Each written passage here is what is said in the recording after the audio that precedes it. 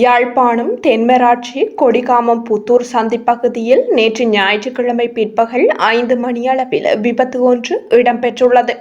கொடிகாமத்தில் இருந்து யாழ்ப்பாணம் நோக்கி பயணித்த ஹைஸ் வேனும் எதிர் திசையில் பயணித்த ஹெப் ரக வாகனமும் மோதி குறித்த விபத்து இடம்பெற்றுள்ளது. விபத்துக்குள்ளான ஹைஸ் வாகனம் பலத்த சேதங்களுக்கு உள்ளாகியுள்ளது. இந்த விபத்தில் எதுவித உயிர் சேதங்களும் ஏற்படவில்லை என எமது செய்தியாளர் தெரிவித்தார்.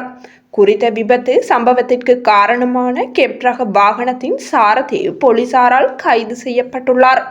சம்பவம் தொடர்பில் கொடிகாமம் போலீசார் மேலதிக விசாரணைகளை மேற்கொண்டு வருகின்றனர்.